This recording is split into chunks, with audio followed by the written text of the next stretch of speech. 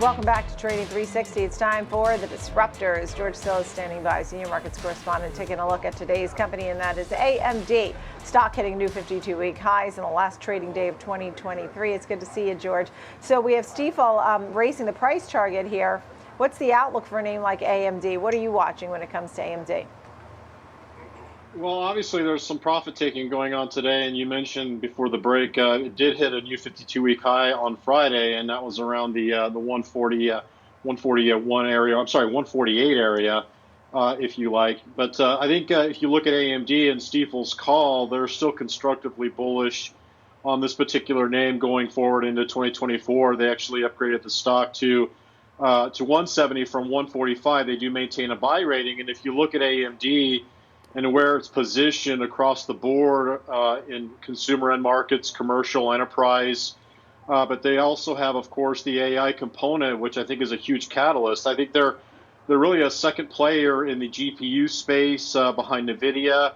They have general purpose GPU chips. If you look at NVIDIA, obviously they're the best of the breed when it comes down to artificial intelligence chips, but AMD is really just as good, if not better in some cases. And I think there's a lot of market share gains for AMD. And I think Stifel also is looking at that alongside the CPU markets as well as the field programmable markets. When AMD bought Xilinx a couple of years back, that gave them exposure to the industrial end markets as well as manufacturing. So when it comes down to diversification, this is a company from a semiconductor standpoint that's well positioned in all of the secular trends that are across the board in CPU, GPU chips, artificial intelligence, but also in the enterprise and commercial, as well as industrial chip space. So I think if you look at NVIDIA, they're really targeted from their technology standpoint across the board in other countries, places like China and even the United States, which is restricting their chips exports.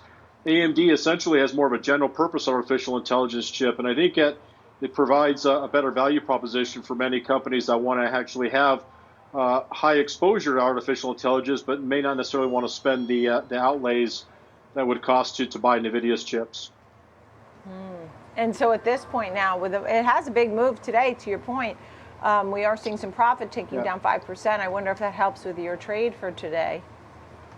Example trade. Well, yeah, it does actually, because if you look at the price action, the stock made a huge move. It made about a $35 move since around the midpoint of December, all the way to last Friday's highs. And it could pull back and retrace to about 50% of that level, which correspondingly is around $135. And that also fits a 20-period moving average, but also some levels that go back to June of last year. So I think it could retest those levels, and I think we could still participate if it does retest those levels and continuously see some profit taking. We can actually go out to February with about 45 days to expiration and sell the cash secured put, and altogether selling the 135 put for $6.50 a share or $650 a contract effectively allows us some flexibility to the downside. Break even, if you do decide to put on this trade, is 128.50. But that $6.50, if you do the math, is about a 5% yield to strike price.